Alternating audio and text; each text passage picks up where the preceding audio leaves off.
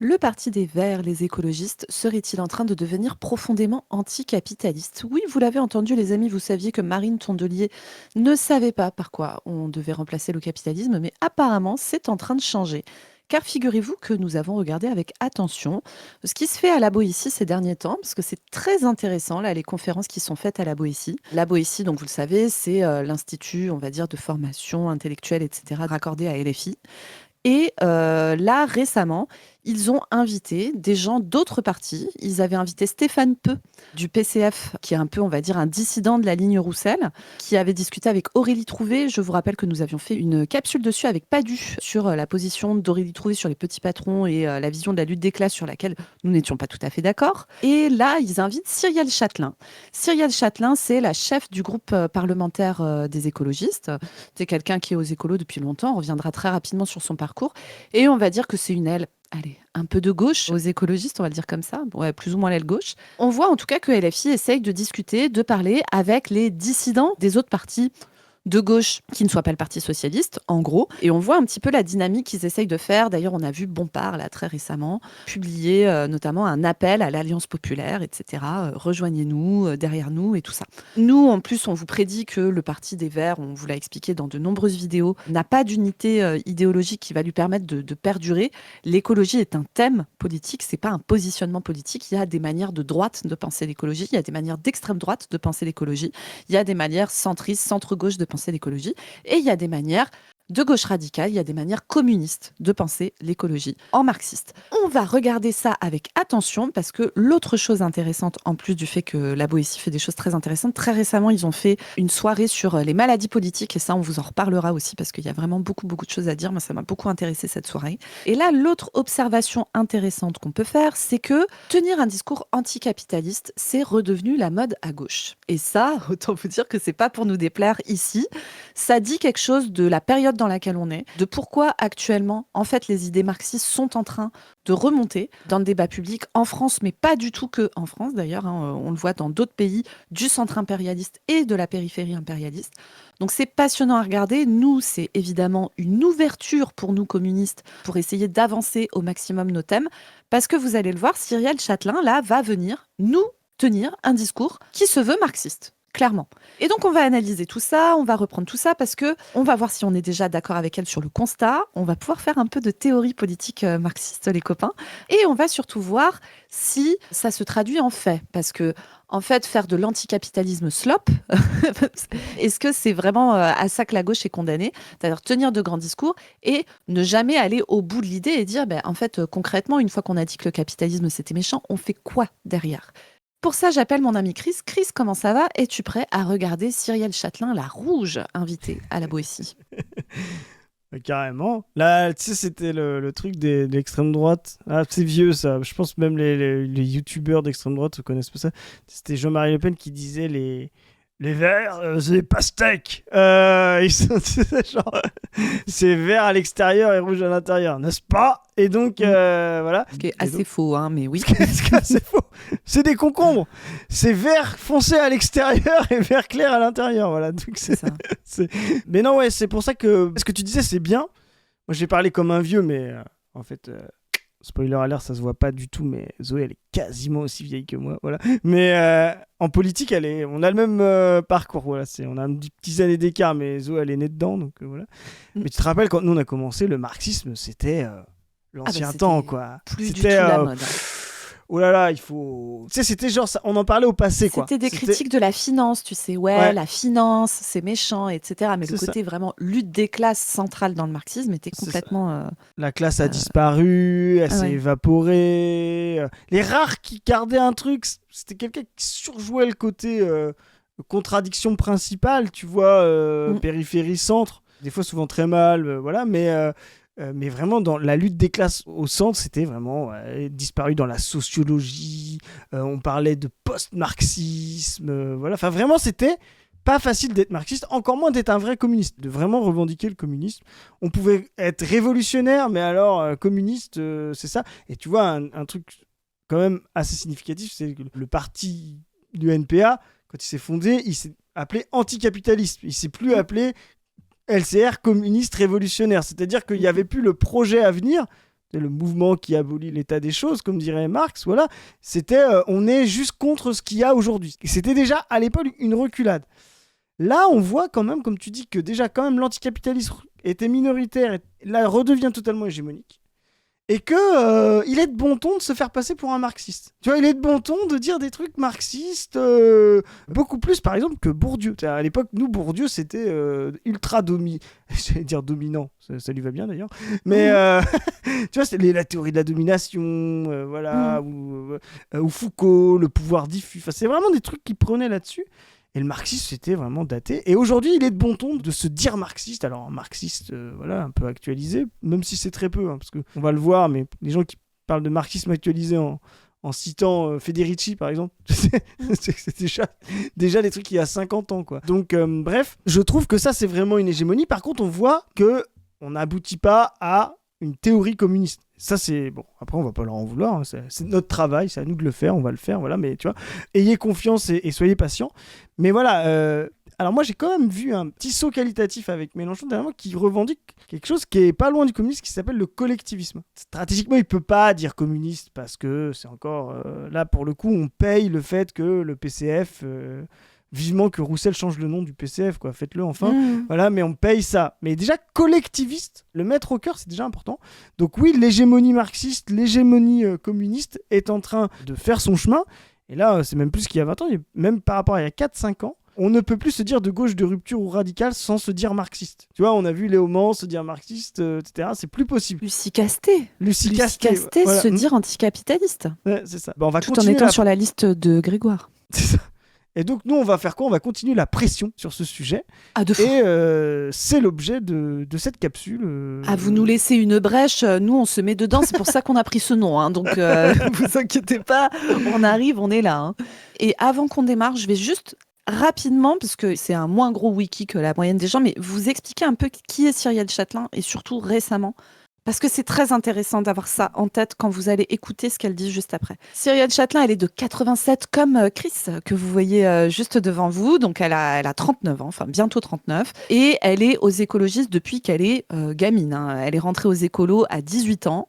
Elle est issue d'une famille de militants un peu écolos, antinucléaires, Greenpeace, etc., de parents qui sont des EduxP. Ça, c'est vraiment du milieu militant de gauche ultra classique. Hein. Et elle se retrouve donc très vite aux écolos. Ce qui est intéressant, c'est qu'elle a un parcours notamment un peu local. Elle est originaire du Doubs. Elle se retrouve à la métropole de Grenoble. Elle est un peu dans toutes ces assos un peu progressistes qui sont des viviers de militants. SAMU social, tu sais, lutte pour les droits des sans-abri, etc. Elle passe par là. Et en 2014, elle est dans le parti, elle milite pour que les Verts ne rentrent pas au gouvernement Valls. Je vous rappelle que Duflot se barre à ce moment-là. Et elle milite pour ne pas y retourner. On pourrait se dire, c'est une aile qui a senti que le quinquennat Hollande était en train de partir en couille et qu'il ne faut plus y aller. Elle se retrouve élue avec la NUPES députée, après avoir eu ce parcours, on va dire, au local.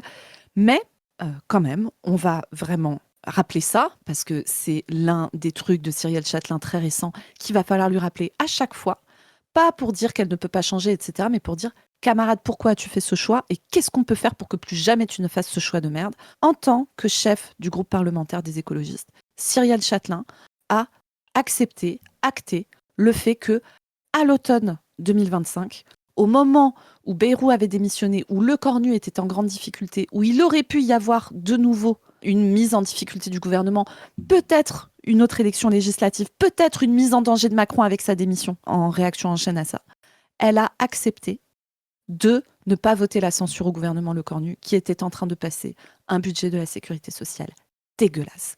On a fait une longue capsule dessus que je vous conseille d'aller voir parce que Sandrine Rousseau s'était positionnée contre Cyrielle Châtelain à ce moment-là. On rentre en détail notamment sur des éléments de la politique de santé, la tarification et l'acte, etc. Je pense que c'est une de nos bonnes capsules. Je vous la conseille, si je puis me permettre. Et surtout, Cyrielle Châtelain arrive en disant « Voilà, parfois on vote contre ses tripes, etc. Genre, c'est terrible pour elle de faire ça. » Et là, des os. Mais en fait, il va falloir qu'on se regarde en face à un moment. Moi, je sais que le fait que toi, Cyrielle Châtelain, tu sois obligée de venir tenir un discours marxiste, etc., c'est un signe que nous sommes en train de gagner du terrain grandement. J'en suis ravie. Mais je sais aussi que là, l'enjeu, ça va être de ne pas vous laisser faire du Marx-washing, d'accord, pour tenir de grands discours, etc. Et derrière, quand il s'agit d'actes concrets, faire de la merde au point où vous avez fait de la merde à l'automne dernier.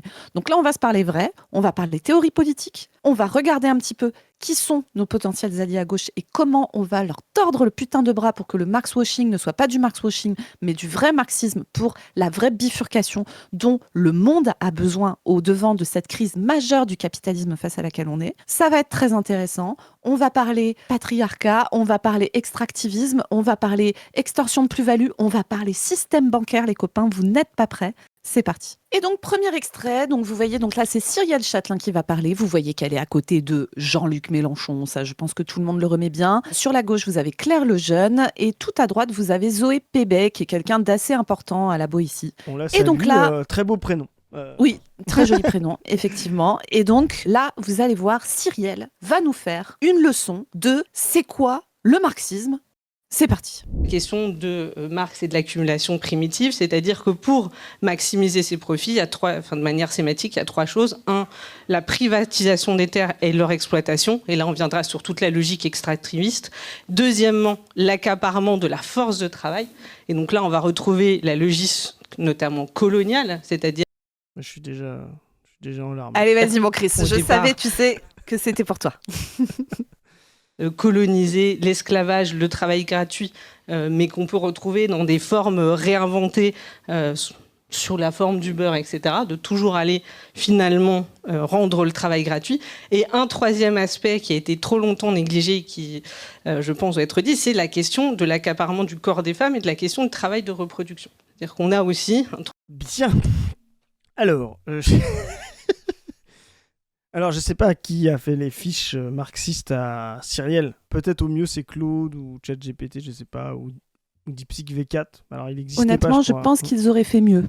Voilà, je pense qu'ils auraient fait mieux. L'accumulation Moi, je pense que primitive- c'est le science-piste des Verts qui a fait ça, mais bon, voilà. Donc c'est n'importe quoi de A à Z ce qu'elle vient de dire. L'accumulation primitive, c'est justement ce qui permet de fabriquer des classes qui vont avoir un pouvoir sur l'exploitation sans que ce soit directement de l'exploitation. Parce que justement, ce que va montrer un très grand marxiste contemporain, Alain Beer, qui est, si vous voulez lire sur ça, sur comment le marxisme est né, c'est-à-dire les conditions de Marx, notamment l'accumulation primitive. Tout le travail de Beer ces dernières années part autour de ça. Il a fait ce qu'on appelle le premier âge du capitalisme. C'est un truc en 3 tomes. Enfin voilà, quand je me suis mis là-dedans, je me suis enfermé dans une grotte et j'ai lu ça et ça m'a vraiment c'est d'un niveau moi je vous cite Goldman ou Lukács, ça fera date quoi dans l'histoire du marxisme. Et il est parti justement de cette partie d'accumulation primitive qu'on a chez Marx dans le Capital, qui est finalement alors Beer va dire oui, c'est minime chez Marx, ça fait quelques 400 ou 500 pages, tu vois. C'est vrai que dans toute l'œuvre, c'est pas gros, quoi. On pourra faire la même chose avec Beer, qui est très prolixe, lui aussi. Et lui, c'est ce qu'il montre, en fait, il montre que cette accumulation primitive n'est pas le rapport capitaliste. Voilà. Donc, c'est quoi l'accumulation primitive ? L'accumulation Explique ce que primitive, c'est le fait d'aller chercher de force des ressources indépendamment de l'exploitation. C'est du vol, c'est de la rapine, c'est de la violence. C'est ce que va montrer Beer dans le premier âge du capitalisme, c'est d'aller chercher les ressources par la force, par les fusils, par le feu. Toute l'expansion coloniale, par exemple, ça c'est vraiment la partie accumulation primitive, la façon dont les comptoirs ont été créés par la force, par le feu, par la violence, voilà, a permis à une classe sociale qui était encore très insérée dans le féodalisme de s'accaparer des richesses et à partir de ces richesses de mettre en mouvement la circulation du capital et donc sa reproduction interne, c'est-à-dire l'exploitation. Voilà. Donc, ce que vient de faire Cyrielle Châtelain, elle mélange absolument tout, les deux choses. Un monage archaïque, puis après l'exploitation. L'exploitation, c'est pas l'accumulation primitive, c'est son rapport de production standard et normal, voilà, qui peut être performant ou être en crise, comme c'est le cas aujourd'hui. Et l'accumulation primitive, c'est son état de départ, c'est-à-dire comment vous devenez une classe capable d'abord, avant tout, d'exploiter un autre. Il vous faut des richesses, tu vois ce que je veux dire, primaires. C'est ça l'accumulation primitive, que vous ne pouvez pas obtenir par votre propre rapport. Voilà, donc ça c'est vas-y mon cher Chris, je me permets, comme on va faire de la marxologie un peu là aujourd'hui, mais en essayant de rendre ça digeste et sympa, j'ai envie que tu reviennes un peu sur le terme d'exploitation. Parce qu'il n'y a pas longtemps, vous avez fait une très bonne vidéo avec Padu, que je vous conseille, qui s'appelle Exploitation 2.0, qui parle des entrepôts logistiques, etc. Et vous dites, au départ, vous parlez d'exploitation et vous dites, par exemple, que les gens dans la fonction publique ne sont pas exploités. Et il y a énormément de gens qui se sont insurgés en disant mais moi je suis ATSEM dans une école, moi je suis infirmier à l'hôpital public, etc. Et en fait je suis super exploitée au sens où on me fait travailler dans des conditions dégueulasses, on m'impose des rythmes qui sont pas tenables, on me paye le moins possible, etc., etc. En fait, c'est important d'être précis pour les mots, pas pour pinailler, etc., mais parce Non. que sinon, pour comprendre le système dans lequel on est et penser un changement de système, on ne comprend pas de quoi on parle. Exploitation ne veut pas dire faire un travail pénible. On peut même se faire exploiter dans un travail pas très pénible et travailler dans un contexte qui n'est pas de l'exploitation comme la fonction publique dans des conditions extrêmement, extrêmement, extrêmement pénibles. Donc quand on dit la fonction publique n'est pas exploitée, ça ne veut pas dire c'est trop bien la fonction publique, les travailleurs de la fonction publique ne subissent pas de conditions de travail délétères, etc. C'est pas ça qu'on veut dire. Vas-y, explique ce que c'est l'exploitation concrètement. L'exploitation au sens capitaliste, c'est justement le fait d'extraire de la plus-value du travail d'autrui, c'est-à-dire d'acheter le travail d'autrui comme une marchandise, comme une matière première si vous voulez, voilà, de la mettre en procès. Ressources humaines. Voilà, c'est ça exactement. Et dans les bilans comptables de toutes les entreprises, vous fabriquez des frites, quoi. Voilà, vous allez avoir les postes de coûts, quoi. C'est ça, donc la friteuse, l'énergie pour faire tourner la friteuse, la patate, l'huile et le travail de la personne. Voilà, la machine, voilà, si tu veux, l'équipement. Et le travail est compté comme constant, un truc qui coûte. Et le travail est ce qu'on appelle, alors c'est la grande invention de Marx, du capital variable. Voilà, ce que tu peux faire varier son coût, etc. Et donc ça fait rentrer en process, et après avec la circulation de la marchandise, cet exercice-là fabrique de la plus-value, c'est-à-dire que la valeur créée est supérieure à l'addition de tout ce que vous dépensez. La mise en circulation de cette valeur-là qui a été créée est supérieure à tout ça, et donc c'est ce que le capitaliste en extrait, c'est donc de la survaleur. L'écart entre la valeur créée et l'addition de toutes les valeurs, c'est la survaleur, et donc l'exploitation. Il n'y a pas d'exploitation de la patate dans ce cas-là, parce que la patate n'est pas un individu, tu vois ce que je veux dire, mais comme le travail humain est marchandisé et ramené à une matière première, bah là on parle d'exploitation. Pourquoi ? Parce qu'on va dire, en fait, on fait de la survaleur avec le travail d'un autre, et quelqu'un s'accapare la survaleur, le bourgeois, par son rapport déjà de propriétaire des moyens de production. Et cette propriété de moyens de production, elle vient du vol, de la rapine, ce qu'on disait tout à l'heure, l'accumulation primitive. C'est ça le phénomène même de l'exploitation capitaliste. Vous ne volez pas directement de la valeur d'usage, vous fabriquez de la plus-value avec les gens. Quand, par exemple, dans le système féodal. Le système féodal est un système d'organisation symbolique, fixe, hiérarchisé, où les tâches sont réparties dans la société, ce qu'on appelle laboratores, ceux qui travaillent, les oratores, ceux qui prient, voilà, en général les prêtres, le pouvoir ecclésiastique, enfin voilà, le clergé comme on disait dans le temps, et puis les bellatores, les chevaliers, etc., ceux qui font la guerre. C'est une répartition tripartite, c'est un échange symbolique, un échange de valeurs d'usage, ou même plutôt un échange plus large de fonctions. Ceux qui travaillent donnent du surplus par rapport à ce que eux mangent aux autres ordres, oratores, bellatores, en échange d'un autre travail, le travail soit de relation à Dieu pour le clergé, soit de faire la guerre à leur place. Voilà, ça c'est le système féodal. Ce n'est pas une exploitation au sens capitaliste. Alors, les gens vont dire, oui, mais Marx, dans le manifeste, je connais très bien les sujets, va parler un peu vite d'anciens régimes d'exploitation. Voilà. Il va parler d'anciens régimes d'exploitation. Pourquoi nous, on va dire l'exploitation aujourd'hui, on va la limiter au capitalisme ? Parce qu'en fait, sinon, vous parlez de différentes choses. Si le féodalisme et le capitalisme cohabitaient aujourd'hui, vous êtes obligé de dire l'exploitation capitaliste ou l'exploitation féodale. Voilà, donc nous, on va essayer de trouver d'autres termes. Et on réserve l'exploitation capitaliste aujourd'hui parce que c'est elle qui est hégémonique. C'est elle qui demande d'être prise en conscience, c'est-à-dire le fait que la bourgeoisie extrait et accumule du capital et de l'argent qu'elle transforme en argent en capital avec la circulation des marchandises, elle extrait ça de la force de travail des travailleurs qui, eux, justement, louent leur travail comme une marchandise. Ça, c'est l'exploitation capitaliste. En face de ça, vous avez tout un tas de formes de domination, de hiérarchie, et là, le patriarcat s'en est une, etc., qui est bien plus violente, qui est une forme de hiérarchisation de la société, symbolique, qui est ultra violente parce qu'elle est ultra fixe, elle est attachée, elle est naturalisée, beaucoup plus que le capitalisme, en fait, Je rappelle que le travail d'ouvrier, c'était de penser que c'était on appelait ça le travail libre, tu vois. Et c'est pour ça que quand tu as dit tout à l'heure, on peut être exploité et se sentir, je sais pas comment t'as dit, mais c'était très bien formulé, bien... Être exploité sans vivre, sans avoir l'impression de vivre de la violence directement, ou le faire dans des conditions qui sont agréables, en fait. Exactement. Et en même temps, être pas exploité au sens capitaliste, c'est-à-dire personne ne tire de survaleur, et être ultra dominé. Et c'est le cas des femmes dans le régime patriarcal sous le pouvoir des hommes. Les hommes, dans le régime patriarcal, ne tirent pas de plus-value, n'extraient pas de plus-value, ne transforment pas la marchandise domestique que les femmes fabriquent pour s'enrichir eux-mêmes. C'est pas comme ça que ça fonctionne. Ce qui est le cas dans les structures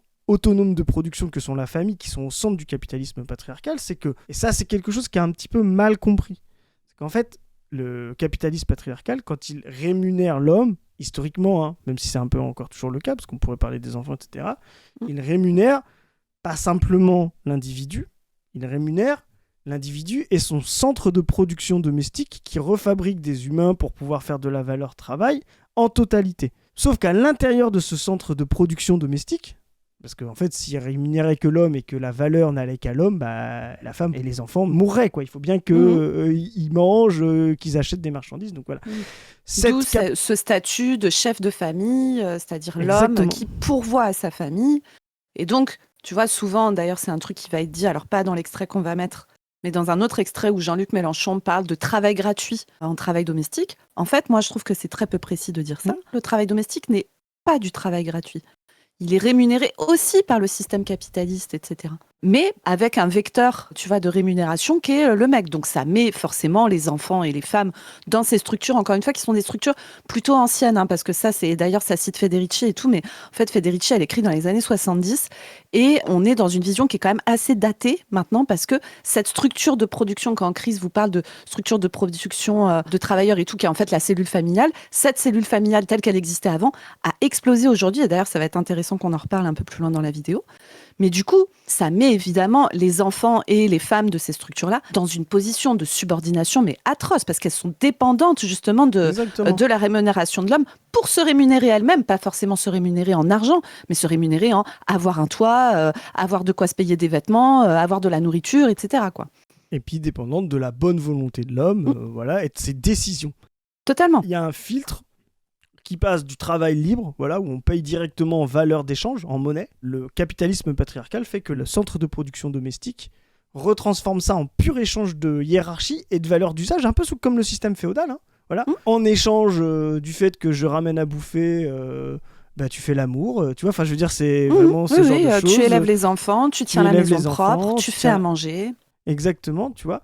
Et donc, cette idée de travail gratuit, c'est-à-dire cette idée que c'est du travail non payé, en fait, à la rigueur, il peut fonctionner à l'échelle globale. C'est pas une invention des féministes marxistes, pour le coup, c'est des féministes non marxistes, qu'on appelle les féministes matérialistes, notamment Delphi, qui écrira L'ennemi principal, sera très à fond là-dessus, pour critiquer d'ailleurs les marxistes, en disant mais en fait vous avez vu toute une partie d'exploitation, mais en fait elle essaiera de faire une économie politique qui sera un échec absolu. Et vraiment il n'y a qu'une personne qui croit à ça encore, c'est Bernard Friot, qui sait absolument n'importe quoi dans son système de valeurs. Il croit que ça fabrique de la valeur en fait de élever les enfants, etc., et qu'on pourrait le quantifier et le voilà. Et donc en fait il ne comprend pas que le communisme c'est pas l'extension de toutes les activités en numéraire, en valeur d'échange. C'est justement son abolition. La problématique du centre domestique, de l'unité de production domestique qu'est la famille dans le capitalisme patriarcal, c'est pas qu'il n'y ait pas de circulation d'argent entre la femme et son mari. C'est justement qu'il y a une circulation hiérarchique entre la femme et son mari et que la femme n'accède pas justement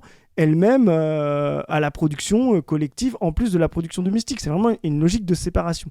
Et tu vois là, si on revient sur ce qu'a dit Cyrielle Châtelain, donc il y avait le point 1, l'accumulation primitive, où t'expliques qu'en fait c'est pas exactement comme ça que Marx le pense et que ça a eu lieu en fait.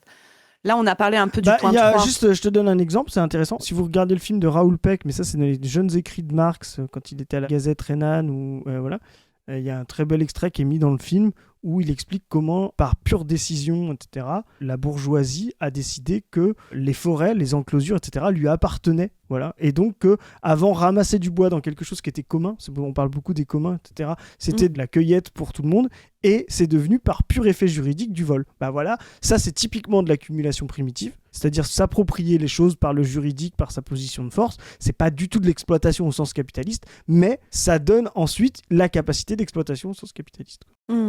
Donc elle avait dit ce point-là, le point 1, il y avait le point 3 là qu'on a évoqué, et on va revenir dessus parce qu'elle va en reparler un peu, qui est le capitalisme patriarcal, la production des enfants. Et il y avait son point 2, là t'as vu, où elle parle de l'exploitation du travail, et elle parle de l'esclavage, de travail gratuit. Exactement. L'esclavage, pour le coup, ça c'est effectivement du travail, toujours pareil, qui n'est pas gratuit, pour le coup, qui est purement volé et échangé en valeur d'usage. C'est encore plus violent, c'est une espèce de rapport archaïque, pire que le servage en fait. Vous possédez un individu que vous êtes obligé de vous-même de reproduire avec de la valeur d'usage. Vous êtes obligé de lui donner à manger, minimum, lui donner un peu de soins, un peu de un petit espace dans le grenier pour qu'il puisse dormir. Voilà, un petit espace pour dormir. Voilà, c'est un pur vol de son travail en échange de valeur d'usage directe. Donc, de la même manière, vous ne faites logement, soins, nourriture, bien sûr dans les quantités les moins importantes possibles, parce que faut quand même tirer le maximum de plus-value de cette personne. Donc, plus vous lui donnez, plus ça baisse la plus-value que vous allez tirer de cette personne. Donc, vous lui donnez le moins possible, un peu de bouffe, un peu de machin, éventuellement de quoi que les meufs puissent quand même accoucher, etc. Parce que les enfants de ces femmes esclaves seront aussi votre propriété. Vous pourrez soit les faire travailler, soit les revendre, etc. Donc, tout ça, c'est de la valeur pour vous. Et donc, le principe de l'esclavage, c'est ça. Donc, c'est pareil, le terme de travail gratuit ne permet pas bien de comprendre ce que c'est. C'est pas exactement du travail gratuit, c'est du travail contre nature, contre paiement en nature. C'est comme ça qu'on le dirait aujourd'hui. C'est ça. Et pour le coup, c'est une vraie violence. Pourquoi ? Parce que vous n'avez pas de relation égalitaire. Ce qu'a promis le capitaliste, c'est justement cette illusion, enfin, c'est pas vraiment qu'une illusion, cette force de liberté de dire, à un moment donné, si vous voulez plus travailler dans l'usine, vous partez. Alors effectivement, c'est pas si simple parce que si vous avez plus de valeur d'échange, vous mourrez, voilà. Mais il y avait cette illusion de ne plus être attaché, soit à un seigneur comme dans le féodalisme, soit à un maître comme dans l'esclavagisme, soit à son mari. Donc il y a cette force-là du capitalisme. C'est aussi pour ça qu'il a été hégémonique, parce qu'il a créé un rapport, de semi-liberté entre les individus, entre le bourgeois et l'ouvrier. Et ce rapport médié par la valeur, non plus comme tu l'as dit par directement de la valeur d'usage, échange entre ordres dans le féodalisme, minimum vital contre marchandises directes au champ comme dans l'esclavage, ou travail domestique contre transformation d'un salaire en bouffe, en vêtements, etc. dans le foyer domestique. Non, il a fabriqué un nouveau rapport où tout le monde vient vendre sa force de travail abstraite. Voilà. Et c'est ça l'exploitation capitaliste. Et pour revenir à ce que tu disais tout à l'heure, non, un fonctionnaire, justement, et c'est tout l'avantage, et c'est pour ça qu'on défend la fonction publique, c'est de dire à un fonctionnaire, quelqu'un qui travaille comme fonctionnaire, qui est attaché, qui a quelque chose d'attaché à sa personne et non plus à ce qu'il fabrique comme valeur, qui a un salaire à sa personne, à vie, etc., ne peut pas être considéré comme exploité. Déjà, parce que il ne rentre pas du tout dans les catégories de l'abstraction, du travail abstrait qui est quantifié et qui fabrique de la marchandise. Et puis souvent, il ne fabrique pas lui-même une marchandise. À la fin, quand vous êtes dans une entreprise 100% publique, c'est de moins en moins le cas, mais voilà, demain, s'il y a le train gratuit pour tous dans une société communiste et tout, et que vous êtes contrôleur ou conducteur de train... Contrôleur, ça aura plus trop de sens. Vous serez chef de bord, quoi. C'est ça, voilà. Parce que vous ne serez pas là à vérifier que les gens ont payé pour avoir le droit de se déplacer en train. Tout le monde aura le droit de se déplacer en train du moment qu'il est capable de monter dans le train, et on va s'organiser pour que les gens qui physiquement ou psychiquement ne peuvent pas monter dans le train, il y a des gens qui font partie de l'entreprise publique de train qui seront là pour aider ces personnes à pouvoir aussi avoir accès au train, etc. Votre taf à bord, ça va être de vérifier que les gens sont bien, voir si personne fait de malaise, est-ce que quelqu'un a des questions sur le trajet, ça va être ça votre taf, ça va pas être contrôlé que machin a pas payé un billet moins cher en disant qu'il était chômeur alors que non, en fait depuis 2 mois il a retrouvé du boulot. Enfin, voilà quoi. Ouais, exactement. Et donc, cette logique-là, c'est que demain, en fait, il n'y a personne qui va tirer profit de l'ensemble du personnel. Voilà, il n'y a personne qui va... Oui, c'est ça, du gars qui nettoie le train, du gars qui conduit le train, du gars qui oriente les voyageurs dans le train, du gars qui tient le bar dans le train, etc. C'est ça, exactement. Et c'est le cas des entreprises publiques, des fonctionnaires. Alors, le pire, c'est si vous êtes aux impôts, vous pouvez dire, aux impôts, il n'y a pas quelqu'un à la fin qui récupère les dividendes, un propriétaire individuel qui crée la classe, qui crée la bourgeoisie. Alors, il y a des gens qui vont dire, oui, mais l'État fait des profits et fait des réductions d'impôts à la bourgeoisie, donc en fait, moi, dans mon travail... Oui, à ce moment-là, oui, effectivement, mais je veux dire, sinon, ça voudrait dire, avant de vous exploiter vous, ça veut dire que la bourgeoisie exploite l'État. Donc ça veut dire que la bourgeoisie exploite Macron, donc vous allez dire que Macron est un exploité de la bourgeoisie. À la rigueur, si vous arrivez là-dessus, on va presque se rejoindre, tu vois. Mais c'est non, mais là, on pourrait se rejoindre. Ce serait de dire, en fait, effectivement, penser que dans un système capitaliste, tu peux faire des vrais îlots totalement publics, extérieurs à l'exploitation, etc. En vrai, effectivement, c'est pas vrai. Si vous voulez penser une vraie sortie du capitalisme, vous êtes obligé de la penser au global. Quand vous travaillez dans un hôpital public, tel qu'il existe en France actuellement, mais que, à côté de ça, les gens qui fournissent le matériel médical, les médicaments, les entreprises de transport médicaux, etc., tout ça c'est privé, votre travail, à vous, il est aussi déterminé par ouais, mais on peut pas trop te payer parce qu'en fait il faut garder de la thune pour payer des médicaments que des boîtes pharmaceutiques nous vendent hors de prix parce qu'ils ont le brevet dessus, etc. Du coup, forcément, cet argent, c'est de l'argent qu'on peut pas mettre pour les travailleurs, c'est de l'argent qu'on peut pas mettre pour le soin, etc. Donc oui, en fait, le fait d'être dans un système où coexiste la fonction publique, qu'on essaye de défendre quand même parce que c'est un îlot, avec des entreprises privées capitalistes, c'est un problème en soi, évidemment, quoi. Et tu vois, pour enchaîner, après, on va laisser Cyrielle continuer, bien sûr, mais vous nous connaissez ici, c'est la pas du team, 2 minutes d'extrait, 1 heure de blabla. Vous avez dû voir, mais ça fait plusieurs fois que je dis que moi, le terme de travail gratuit me gêne. Et je dis qu'il me gêne déjà parce que c'est pas vrai, c'est pas précis. Mais surtout parce qu'en fait, nous, à gauche, si on veut se dire qu'on veut lutter contre le travail gratuit, moi, je sais très bien ce qui va derrière. Ça veut dire que du coup, il va falloir quantifier qu'est-ce que vaut chaque tâche. On va rentrer dans un processus de marchandisation des tâches. Se dire que, par exemple, le travail domestique fait en grande partie par des femmes. Le travail de donner le bain à son enfant, le travail de passer la serpillière par terre, le travail de plier le linge et de le ranger, le travail d'aller faire les courses, le travail d'aller faire à manger, etc., etc. Tout ça. Le travail de porter de l'amour aux gens avec qui, parce que ça, c'est aussi du travail que font les femmes, le care, etc. Prendre soin des gens autour de soi, les appeler quand ils vont pas bien, aller les voir et tout, c'est beaucoup du travail féminin, même s'il y a aussi des hommes qui font ça. Se dire que le problème, c'est que c'est du travail gratuit, ça veut dire quoi ? Et je vous dis ça parce qu'on ne va pas vous passer l'extrait, mais dans la conche, Jean-Luc Mélenchon dit ça, que le travail domestique, c'est du travail gratuit, etc. Déjà, 1, c'est pas tout à fait vrai, mais 2, ça veut dire qu'on va pour vers le coup, quoi, je le redis, mais garde bien en tête, cette idée-là est pas marxiste. Hein. C'est l'idée des Delphi et du féminisme matérialiste. C'est anti-marxiste. C'est ça. Et tu vois, ça va même un peu vers... parce que ce que tu as dit tout à l'heure, Frio, alors vous savez, nous on a des critiques envers Frio, mais en plus, moi, si tu veux, Réseau Salariat et tout, je trouve qu'ils font du taf. J'ai par ailleurs énormément de respect pour les camarades qui sont dans Réseau Salariat, qui se font chier à vraiment produire de la pensée, essayer de penser à un autre système et tout. Et pour ça, il y a des sujets sur lesquels on se rejoint. Il y a vraiment des trucs fondamentaux sur lesquels on n'est pas d'accord.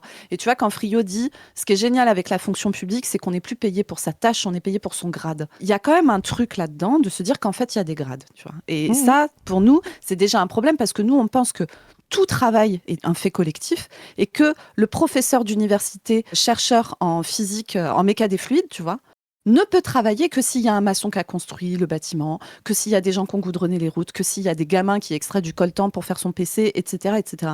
Donc en fait, penser que cette tâche-là, faire de la recherche en physique, vaut quelque chose de plus qu'une autre tâche, par exemple, goudronner une route, pour nous, ça n'a pas de sens. Et c'est pour ça que moi, ce truc de travail gratuit dans le travail domestique m'énerve, parce que je sais très bien vers quoi on va aller dans le système dans lequel on est actuellement, si on ne veut pas vraiment bifurquer. Hein. Il va falloir quantifier le travail domestique. Et donc, on fait quoi, les gars ? Ça veut dire quoi ? Ça veut dire que les meufs qui ont 3 gosses, on les rémunère mieux que les meufs qui ont 2 gosses. Ah oui, mais si l'un des gosses a un trouble déficitaire de l'attention avec hyperactivité, du coup, elle a plus de travail domestique. S'il y a un gosse qui se réveille 3 fois par nuit versus un bébé qui se réveille pas, du coup, il y a moins de travail domestique. Est-ce que, du coup, celles qui repassent, elles ont plus de rémunération pour leur travail domestique que celles qui repassent pas ? Parce qu'aussi, il y a des meufs qui décident de pas repasser parce que juste, elles en ont rien à foutre. J'en connais. Voilà. Et des gens très bien. Et il y a aussi des meufs qui repassent. Alors vraiment, la génération de nos darons, par exemple, tu sais, il y a plein de fois, on se dit, mais pourquoi elles repassent les chaussettes et les torchons ? Moi, j'ai une hypothèse. Hein. T'as 4 mômes. Le moment où tu descends au sous-sol avec ta planche à repasser et que tu te mets la radio et que tu repasses, c'est un moment où et personne... Et que t'as le droit de dire, ne venez pas me casser les couilles, je fais déjà quelque chose. Quoi. Ouais, personne ne vient te faire chier parce que t'es en train de faire une tâche qui est collective, etc. Donc t'as le droit d'avoir ton moment à toi. Sinon, c'est en permanence « maman, maman, maman, maman, maman » tout le temps. Hein. Donc voilà, donc en fait, si vous voulez, qu'est-ce qu'on fait ? On va aller vérifier chez les gens qui sont ceux qui repassent et ceux qui repassent pas, on paye moins ceux qui repassent pas. Enfin, vous voyez, ça n'a pas de sens. Et du coup, autre question, les meufs qui ont des grandes maisons, les meufs qui ont des grandes maisons, c'est plus de travail domestique. Bah oui, quand t'as un petit appart, t'es une prolo, t'as pas de thunes et tout, tu vis dans 30 mètres carrés, t'as moins de travail domestique, du coup, que la bourgeoise à côté de toi qui a 250 mètres carrés de baraque, tu vois. Donc, voyez à quel point ce truc, en fait, n'a pas de sens. Il faut aller, nous, on pense qu'en fait, il ne faut pas aller penser gna le travail gratuit, c'est pas bien, etc. Il faut aller vers une démarchandisation des choses. On part des besoins qu'on a tous et on s'organise collectivement pour pouvoir à ces besoins. On n'a pas besoin de fétichiser les tâches, c'est-à-dire de leur donner un prix, etc., de les séparer, de trouver que telle tâche est plus importante que telle autre tâche et tout ça. Mais c'est ce que tu viens de dire. Non seulement le travail gratuit, c'est un problème de vouloir l'abolir, parce que c'est rentrer dans le capitalisme. Le capitalisme ne fait que ça, transformer des tâches en cotation. Le travail gratuit, c'est la destinée même du communisme.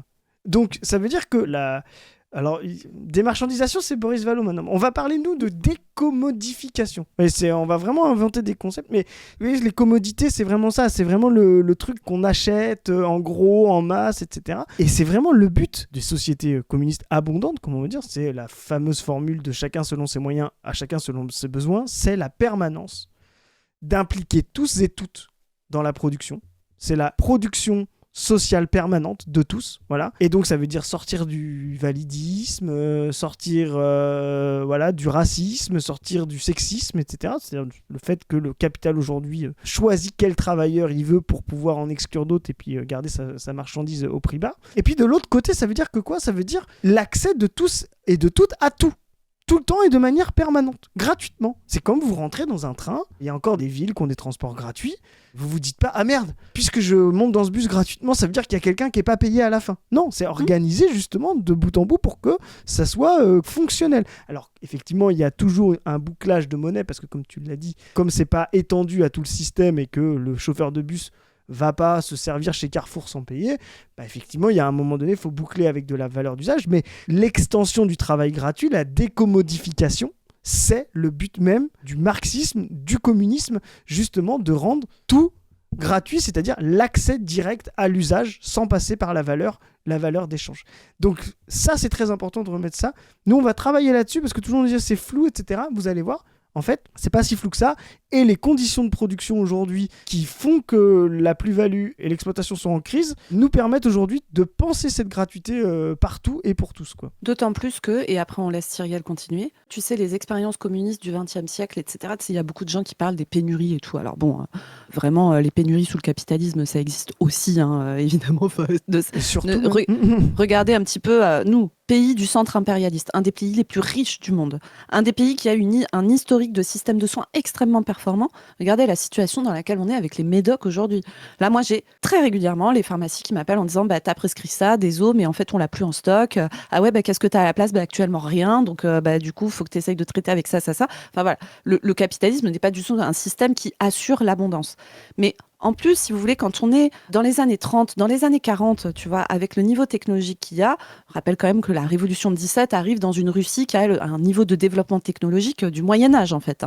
40 ans plus tard, les mecs envoient Spoutnik dans l'espace. Donc, c'est quand même qu'en termes de capacité scientifique, technique et tout, un système communiste de mise en commun, notamment du savoir, de la connaissance scientifique et tout, c'est extrêmement performant. Mais en plus, aujourd'hui, on a des outils pour suivre les besoins des gens, parce que je parlais de politique des besoins, tu vois, pour suivre de quoi les gens ont besoin, en termes de, je sais pas, de fringues, de machines à IRM sur un secteur, de nombre de transports en commun, tu vois, de trucs de la ligne 4, la ligne 8, laquelle est bouchée, à quelle heure, etc.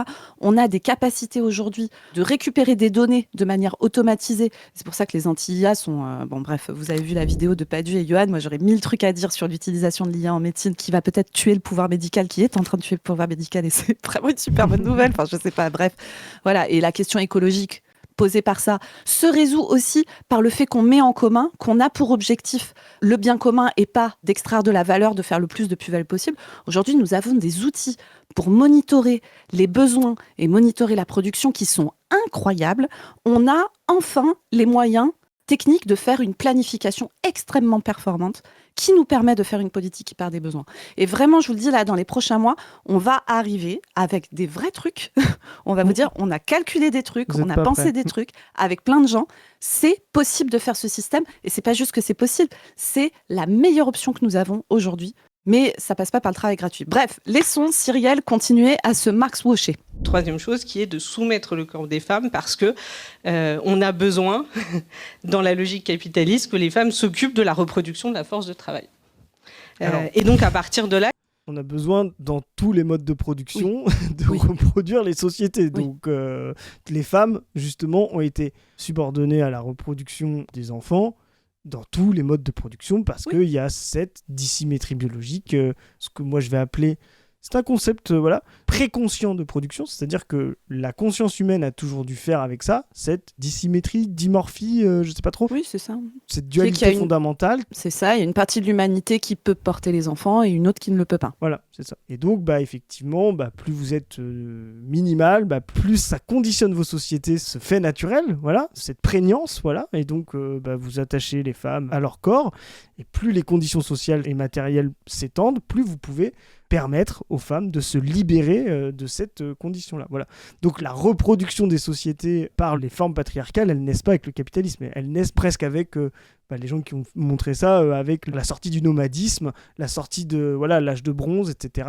Quand on a commencé à rentrer dans des sociétés de pénurie, à des sociétés de reproduction agricole, etc., où il y avait de la propriété privée, et à partir de là, on a commencé à avoir cet attachement des femmes à la Oui, et puis reproduction. même des conditions matérielles de vie qui faisaient que les grossesses étaient plus rapprochées, etc. Ça, c'est tout un travail qui a été fait par les historiens, les paléoanthropologues, etc., qui montrent qu'en fait, dans les sociétés nomades, a priori, les grossesses étaient beaucoup plus espacées, c'était plutôt des grossesses tous les 3 à 5 ans. Dans les sociétés sédentaires, avec l'apparition de l'agriculture, etc., les grossesses se rapprochent énormément tous les 18 mois. Bon, je vous laisse deviner, mais en fait, quand vous êtes en cloque allaitante, tous les 18 mois, comme ça, de vos 16 à vos 40 ans, déjà, vos conditions concrètes pour vous émanciper, notamment du pouvoir des hommes qui sont autour de vous, sont très, très compliquées. Et après, oui, le truc de soumettre le corps des femmes, aujourd'hui, des questions se posent dans le mode de production actuel, tu vois, avec des marchandisations du fait de faire des enfants, etc. C'est toutes les questions qui se posent avec les manières dont peuvent se faire les adoptions à l'international, par exemple, qui posent énormément de questions, tu vois, sur plein de plans, mais aussi la question de la GPA. Tu vois, moi, autant dans une société idéale où justement on a tout démarchandisé, etc., moi, j'ai pas de problème avec le fait que certains portent des enfants, que d'autres les élèvent, que ça soit prévu comme ça et tout. Dans une société capitaliste telle qu'elle existe aujourd'hui, évidemment que la GPA est une porte ouverte monstrueuse à une exploitation du corps des femmes d'une manière particulière et extrêmement violente. Et c'est d'ailleurs ce qui se passe quand tu regardes, c'est beaucoup de femmes de la périphérie impérialiste qui se retrouvent à porter des enfants pour des couples issus du centre impérialiste, etc. Enfin, voilà, avec une grande violence, moyenne en finance, et puis grand contrôle sur les corps de ces femmes, etc. quoi. Là, effectivement, une pensée qui structure l'ensemble des interactions dont l'objectif unique du profit ne peut pas être une pensée écologiste. Et d'ailleurs, ce n'est non seulement pas écologiste parce que c'est dans une logique extractive, mais c'est une... C'est là où on voit les gens qui travaillent pas et qui font du slop, comme tu as dit. C'est justement la continuité du profit capitaliste, c'est justement d'avoir compris que cette société, exactement comme l'accumulation primitive d'aller directement prendre un bateau et puis voler le sud, ça rapportait moins que l'accumulation par l'exploitation.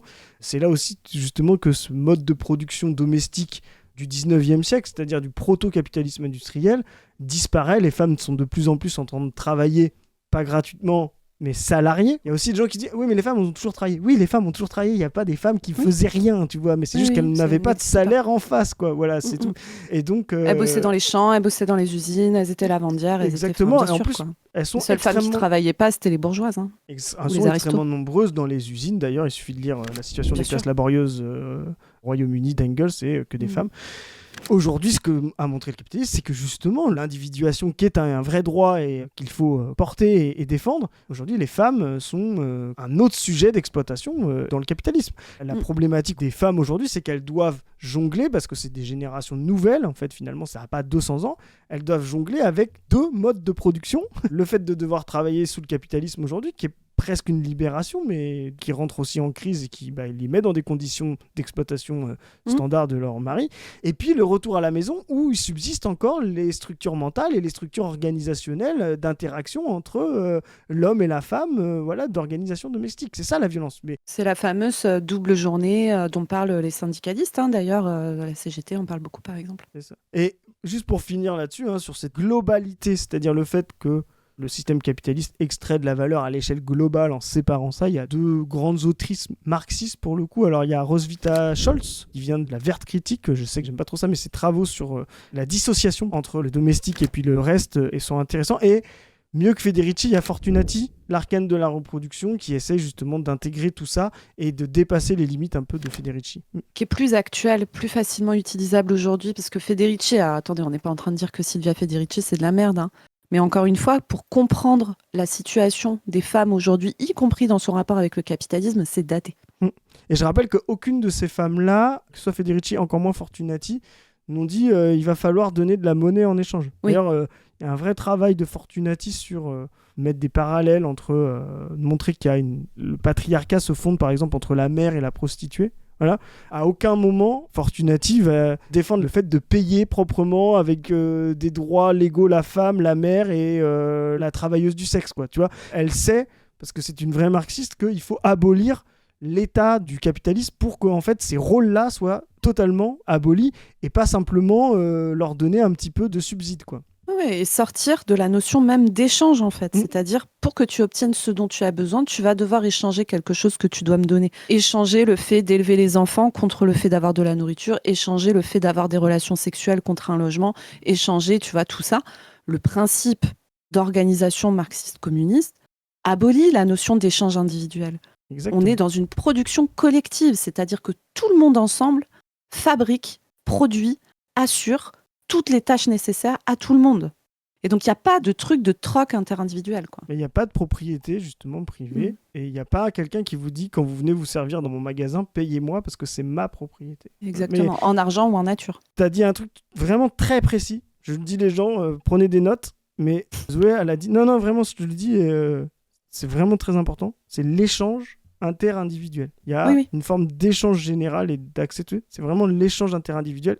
Parce que ça veut dire l'abolition de la propriété privée. Exactement. L'échange interindividuel va toujours vous exposer à être dans une position qui est plus ou moins favorable face à la personne en face de qui vous êtes. Parce que, de toute façon, vous ne serez pas valide de la même manière, vous n'aurez pas forcément les mêmes capacités physiques, vous n'avez pas la même famille, vous n'avez pas... Enfin, voilà. Donc, en fait, rester dans des notions de troc et d'échange interindividuel met en danger une immense partie de la population qui ne va pas se retrouver dans une position de force dans ces échanges, même si c'est de l'échange non marchand. Une pensée raciste ou c'est une pensée masculiniste, parce qu'une fois qu'on a dit, si on se remet dans la période des plantations, qu'est-ce qui fait ? Globalement, si on explique qu'on met l'esclavage, parce qu'il y a une toute petite partie de personnes qui ont besoin de faire beaucoup d'argent, globalement, ça marchera moins bien que si vous leur dites, toi, homme blanc, vraiment, tu es supérieur. Et donc, en fait, on a une pensée raciste qui vient justifier un modèle économique qui est le modèle de la plantation, qui est le modèle du commerce. Alors là, c'est vraiment des raccourcis. Il y a un truc assez précis, c'est qu'effectivement, le racisme de nos sociétés vient de l'esclavage et non pas l'inverse. Ça, c'est important de le rappeler. Par contre, effectivement, l'arbitraire de l'esclavage n'est pas simplement parce que faut le faire valider par tous les Blancs. C'est juste que à l'époque même où l'esclavage revient, c'était interdit par la loi générale de l'époque. La société féodale de servage s'enorgueillissait que l'esclavage disparaisse. Et il a fallu l'accepter, et c'est pour ça que la France est très hypocrite sur cette idée de racisme, et voilà, il a fallu le faire accepter par des gens à qui on avait dit « ça a disparu, c'est terminé ». Et c'est pour ça que ça n'a jamais été accepté en métropole. Vous voyez, la blanchité, ce rapport-là, même si il est devenu évasif, etc., l'esclavage, dans le code noir, etc., dans les fondamentaux, était réservé aux colonies. Voilà, réservé aux colonies parce que la bourgeoisie n'avait pas de serfs directement là-bas, etc. Donc il a fallu tout un argumentaire, un appareil conceptuel pour pouvoir réintégrer l'esclavage sous conditions, sous limites, etc., pour créer cette hypocrisie. C'est pour ça que la France est le pays le plus hypocrite, là où les États-Unis ont fait rentrer l'esclavage au cœur de leur système, sur leur territoire national, etc., comme une condition sociale. C'est pour ça qu'il y a un racisme très intense des deux côtés, mais beaucoup plus hypocrite et refoulé en France et beaucoup plus direct aux États-Unis. Voilà. Triangulaire. Et donc c'est pour ça qu'en son cœur, le capitalisme est aussi un système raciste. Et c'est exactement la même chose sur le corps des femmes. Silvia Federici le raconte très bien, c'est-à-dire la manière dont les femmes sont exclues du travail salarié, et sont après objectifiées, choses déifiées pour pouvoir... Et c'est là où elle n'est pas précise. Ce n'est plus le cas. Ce n'est plus le cas et ce n'était pas vraiment le cas. Parce que c'est pas exactement ça qu'a dit Federici en plus. Mais là, tu vois, quand on parle de slop, comprenez bien. Nous, c'est l'occasion de développer sur des thèmes un peu théoriques qu'on aime bien et tout. Mais comprenez bien que là, en fait, ça name drop des Federici, ça name drop des Marx, sans vraiment les comprendre parce que l'époque fait que, comme on vous le disait au début, le marxisme redevient actuellement une solution adéquate à la période. Toujours été, mais en tout cas, un truc vers lequel vont les masses, les gens qui se posent des questions, les militants, etc. Et là, le fait que Cyrielle Châtelain name drop du Federici comme ça, en fait, c'est une manière de s'acheter une street cred de gauche radicale, alors qu'en fait, aujourd'hui, le capitalisme n'exclut plus les femmes du salariat. Ce n'est pas vrai, en fait. Exactement, ça n'a aucun sens. Et d'ailleurs, ça ne répondra pas au salariat généralisé qui, lui, est très féminisé pour le coup, et même surféminisé dans l'industrie la plus exploitée. Ça n'a vraiment aucun sens. Ça ne peut pas marcher. Mais là, elle n'est pas précise, parce que comme on disait dans l'autre capsule avec Padu, ils ne comprennent pas la différence entre naître dans le racisme, naître dans le patriarcat, et donc le refonder. C'est ce qui est le cas du capitalisme. Le patriarcat et le racisme, via l'esclavagisme, sont des ordres dans lequel le capitalisme naît, mais qui ne sont pas des conditions nécessaires à sa naissance. Donc il les reformule avec sa nouvelle condition. Il y a des gens qui vont dire, oui, mais regardez, la colonie, ça a permis à la bourgeoisie. Oui, la colonie française, la colonie espagnole, la colonie. Mais le capitalisme est aussi né dans les cités florentines, vénitiennes, etc., sans ces effets-là. Donc il est né dans un endroit qu'il a refondé. Et là, c'est pas précis. Le capitalisme n'est pas essentiellement raciste, ce n'est pas son rapport. Par contre, il a toujours fait avec le racisme, il a toujours trouvé, avec le racisme et le sexisme, des choses précédentes à lui-même qui lui permettent de reproduire un de ses fondements nécessaires, c'est-à-dire le fait de séparer travailleurs et non-travailleurs. Amener à cette logique capitaliste. Donc à partir de là, quand on a posé les définitions, on voit bien qu'en soi, ce n'est pas... La Cyrielle, va falloir mieux les reposer. Ça va pas passer devant nous, ça. Mais encore une fois, tu vois, c'est qu'en fait, en réalité, elle maîtrise pas trop le concept et tout, ce qui est pas grave, tu vois. Enfin, moi aussi, je suis pas une bête de théorie de ouf et tout. Enfin, voilà. Et puis ça s'apprend, il n'y a pas que... de... Voilà, c'est pas... Oui, voilà, déjà, ça s'apprend. Mais c'est surtout qu'en fait, le truc, c'est qu'elle les maîtrise pas aussi parce qu'elle n'a pas prévu de les mettre en œuvre vraiment. C'est ça le fond du truc, en fait. Là, comme tu dis slop, c'est très important. Là, tu sens vraiment juste quelqu'un qui essaye de faire plaisir à la gauche radicale.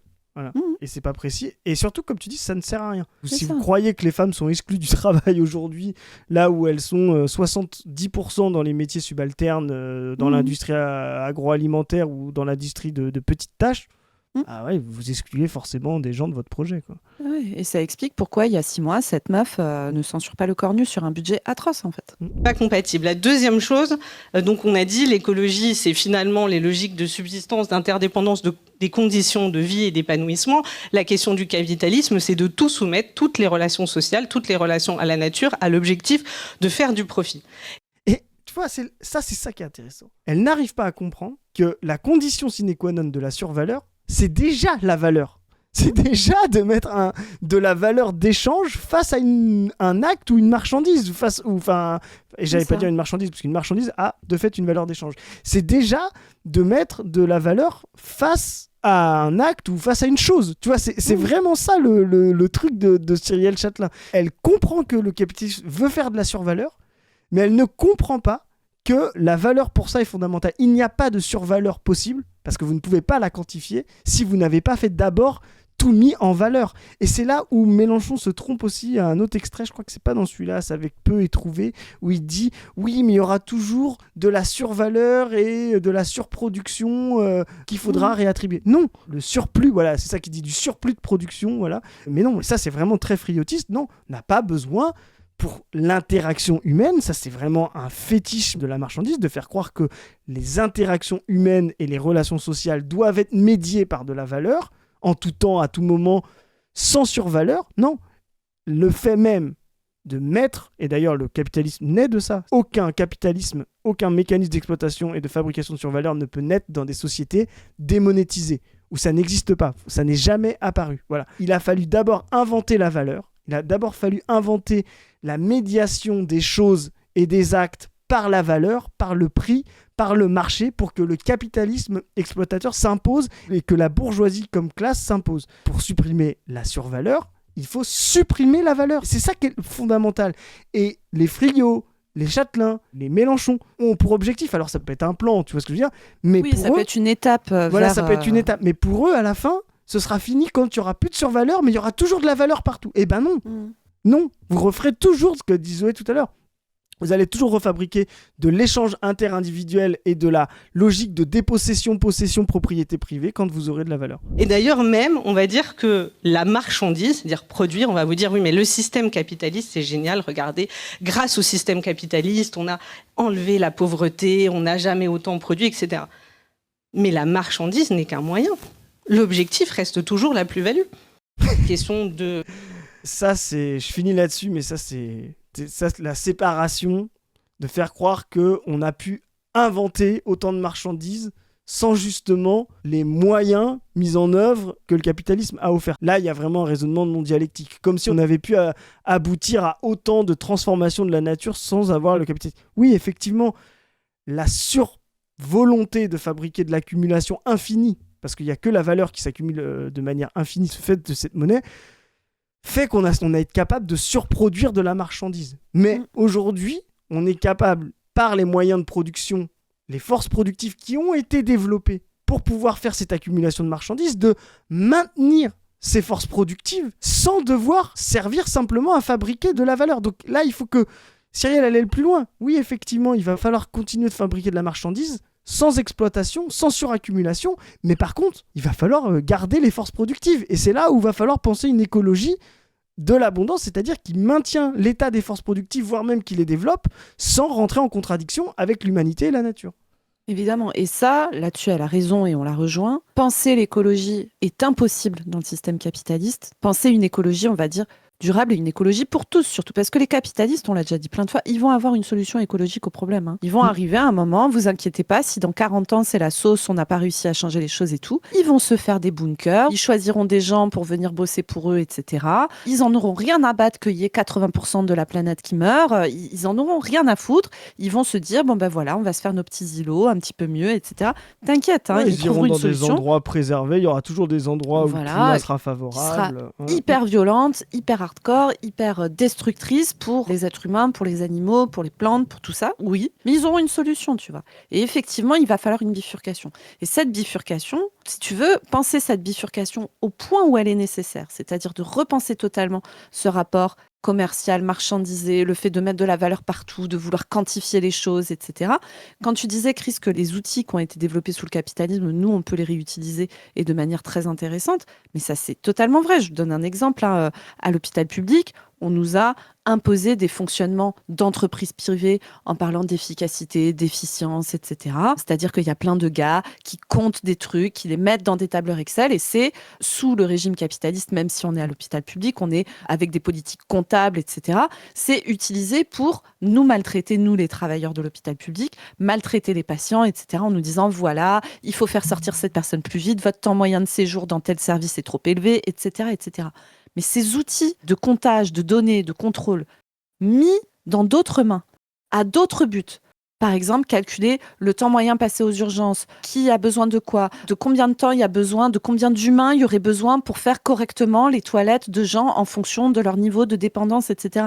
Mais tout ça, ça peut être des outils incroyablement intéressants si on a besoin justement de se dire, ok, on part des besoins, quels sont les besoins réels des gens ? Où est-ce qu'on attend trop ? Où est-ce qu'il n'y a pas assez d'aides-soignantes ? De combien de gens on aurait besoin en plus ? Et en se disant, en plus, comme on n'est pas dans un truc de faire des économies, etc., en se disant, on se dit qu'il y a besoin de tant de personnes et on compte plus. Parce qu'il y a peut-être des meufs qui vont être en cloque, parce qu'il y a peut-être des gars qui vont se péter la jambe, parce que machin, parce que truc. On sort du flux tendu. On sort de cette demande d'efficacité, etc., grâce à ces outils de comptage, d'audit et tout ça qui ont été mis en place par des capitalistes et qu'on peut se réapproprier d'une totale autre manière. Et là, je vous donne cet exemple précis, mais cet exemple précis, vous pouvez l'utiliser à plein de choses.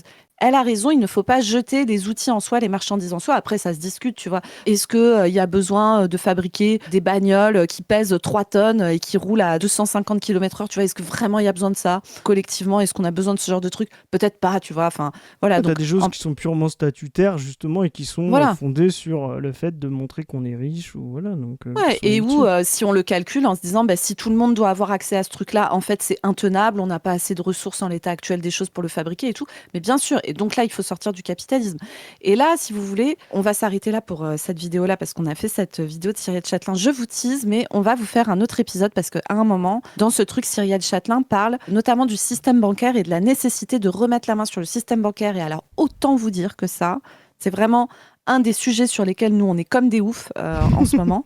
Parce qu'en fait, c'est le nerf de la guerre. Nous, quand on parle de nationalisation, etc., en fait, ça va demander la période de transition, c'est-à-dire qu'entre le moment qu'on vit maintenant et le moment de la glorieuse société communiste parfaite qu'on a envie de créer, il va y avoir un certain nombre d'étapes à passer. Et dans ces étapes, quand on parle de nationalisation, etc., de réquisition de logements, de tout ça, en fait, il y a un nœud du problème, là, c'est le système bancaire et le système monétaire, qui est profondément une question à laquelle il va falloir qu'on soit capable de répondre, nous, les communistes.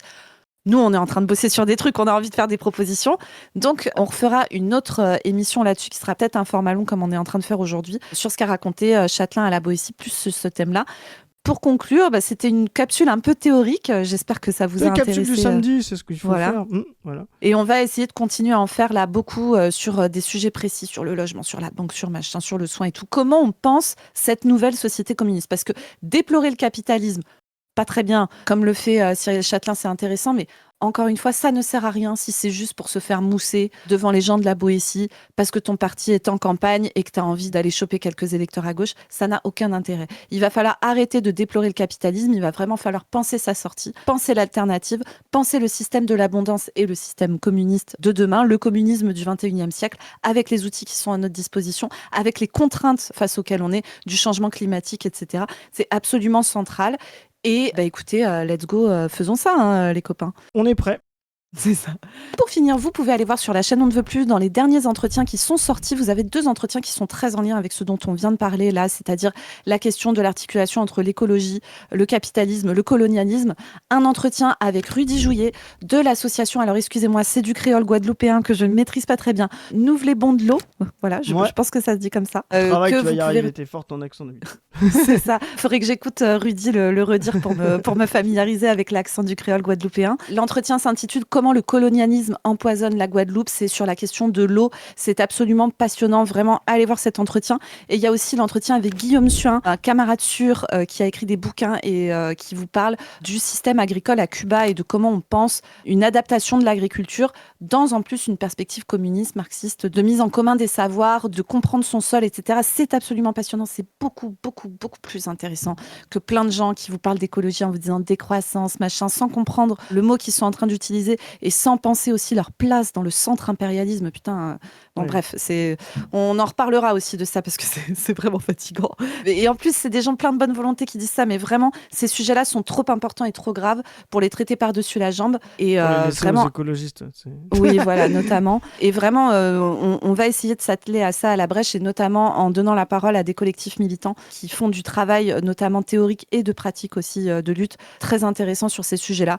Vous pouvez, comme d'habitude, aller lire Position Revue. Vous pouvez aller voir les autres chaînes YouTube. Vous pouvez évidemment participer à notre campagne anti-impérialiste qui est en cours, avec des affiches qui sont déjà arrivées, qui commencent à être collées au moment où vous nous écoutez. Il y en a même probablement de nouvelles commandes qui sont parties. Vous pouvez rejoindre un groupe sur le site onneveutplus.fr. Tout est expliqué. Soit vous rejoignez un groupe, soit vous en créez un. Il y a un formulaire de contact pour nous poser des questions. Cette campagne anti-impérialiste, il va y avoir plein d'autres choses et notamment un gros événement en juin. On va bientôt pouvoir vous donner la date qui sera en région parisienne et on vous présentera un énorme banger sur lequel toute une équipe de la Brèche travaille depuis des mois.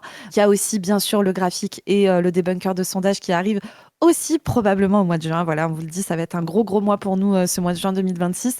Si vous voulez nous aider à faire tout ce qu'on fait, vous pouvez le faire sur notre Tipeee. Merci beaucoup à tous ceux qui nous font des dons récurrents. C'est ce qui nous permet de planifier en bon communiste pour pouvoir essayer à notre échelle de participer à la lutte. Merci beaucoup à ceux qui le font et merci à ceux qui le feront après avoir vu cette vidéo. Sur ce, les amis, il me reste à vous dire, ne lâchez rien, le glorieux communisme est la seule solution viable aux enjeux qui nous attendent. À plus tout le monde, salut. Salut les gens.